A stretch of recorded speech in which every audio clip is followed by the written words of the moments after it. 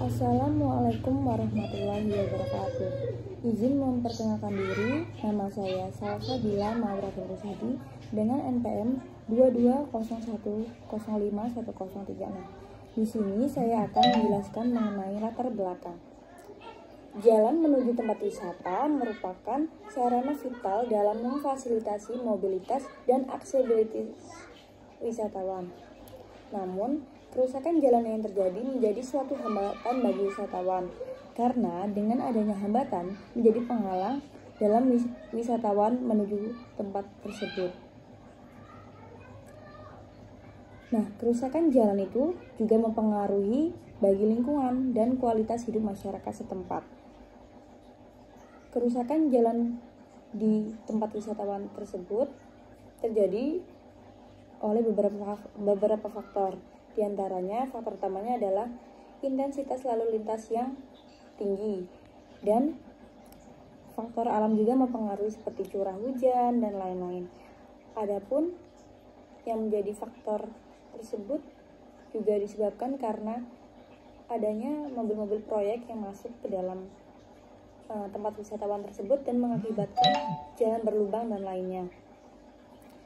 Nah, dampak kerusakan jalan ini sangat signifikan.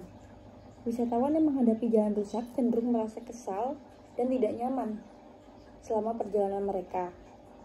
Dan hal ini berdampak negatif pada pendapatan yang dihasilkan oleh sektor pariwisata.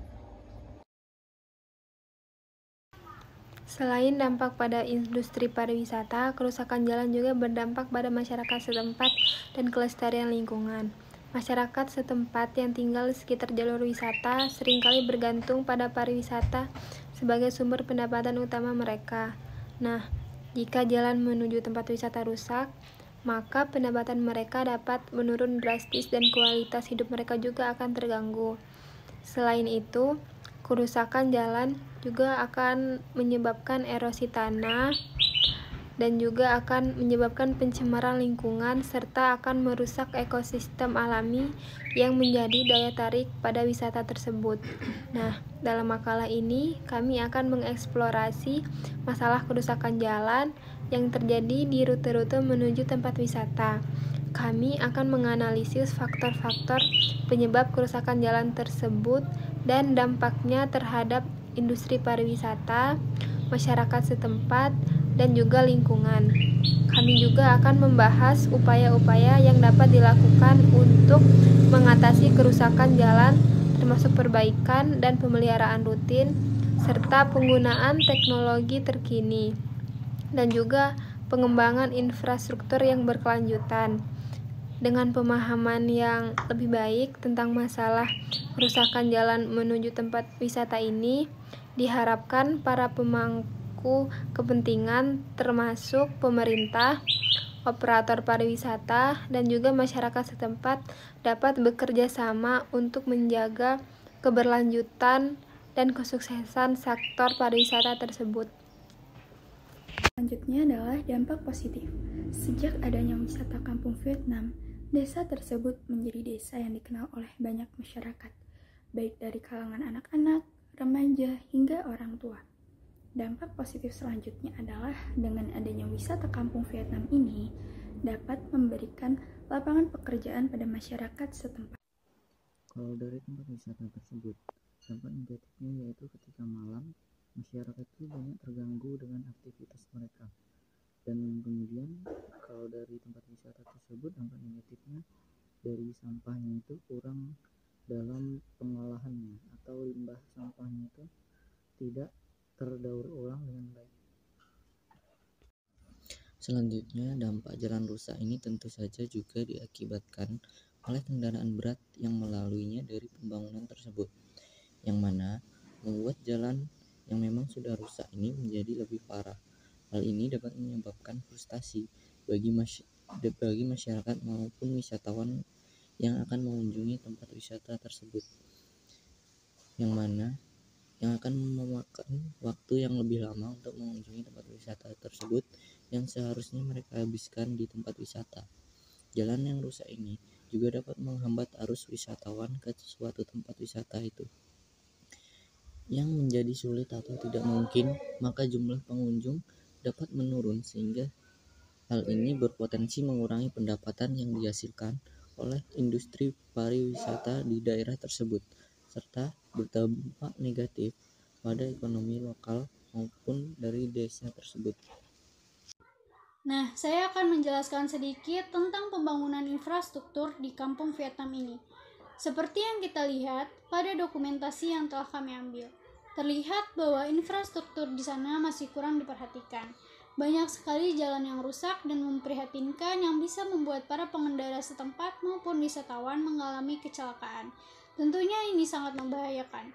Namun, hasil wawancara kami kemarin adalah sebenarnya pemerintah setempat sudah mengajukan permohonan anggaran untuk infrastruktur kepada pemerintah yang bertanggung jawab, namun belum juga mendapatkan hasilnya. Sangat disayangkan, apalagi desa ini banyak tempat wisatanya. Tentunya baru-baru ini jalan di Lampung sudah menjadi sorotan karena jalan yang sudah bertahun-tahun tetap sama dan membahayakan, namun tidak kunjung juga diperbaiki. Dan pastinya semua masyarakat Lampung menginginkan yang terbaik dan berharap banyak kepada pemerintah. Sampah menjadi hal yang biasa jika kita berkunjung di tempat wisata. Namun, jika sampah itu sudah menumpuk tanpa adanya pembuangan sampah akhir, apakah yang akan terjadi selanjutnya? Beberapa faktor yang menyebabkan terjadinya tumpukan sampah di tempat wisata adalah yang pertama, 1. Keterbatasan infrastruktur, 2. Tingginya jumlah pengunjung, dan kurangnya kesadaran dan edukasi. Dampak dari tumpukan sampah di tempat wisata dapat sangat merugikan. Yang pertama, kerusakan lingkungan dan pengurangan daya tarik wisatawan serta ancaman kesehatan masyarakat. Untuk mengatasi masalah ini, langkah-langkah berikut yang dapat diambil adalah 1. Meningkatkan infrastruktur dan pengolahan sampah. 2. Pendidikan dan kesadaran. 3. Partisipasi aktif melibatkan pengunjung dan masyarakat lokal dalam kegiatan pembersihan lingkungan. 4. Kolaborasi antar pemangku kepentingan, yaitu pemerintah, pemilik tempat wisata, masyarakat lokal, dan organisasi lingkungan. Perlu bekerja sama dalam merencanakan dan melaksanakan strategi pengelolaan sampah yang berkelanjutan. Kemudian, warga sekitar juga sedikit merasa dirugikan atas adanya wisata di kampung mereka.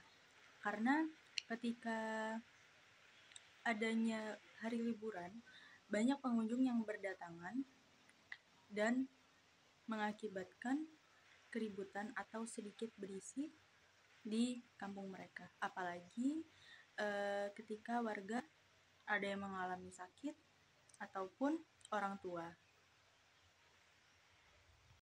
Oke, selanjutnya adalah saran. Saya Anafizan Firdaus dan inilah saran dari kelompok kami. Nah, yang pertama untuk kampung Vietnam itu sendiri. Nah, yang perlu dibenahi dari kampung Vietnam itu yang pertama infrastrukturnya. Harusnya dengan kampung Vietnam yang menjadi tempat wisata, harusnya infrastruktur lebih diperhatikan, terutama pada bagian jalan. Nah, sedangkan pada kampung Vietnam belum memenuhi, sehingga jalan-jalan di sana masih kurang layak dipakai. Apalagi sebagai objek wisata, sangat kurang. Nah, selanjutnya untuk dinas terkait ini seharusnya juga lebih memperhatikan dan mengarahkan, apalagi bagian dinas pariwisata yang menyangkut tempat wisata seperti kampung Vietnam harusnya lebih memberikan sosialisasi lagi kepada pengelola untuk memperbaiki infrastruktur, serta dinas dalam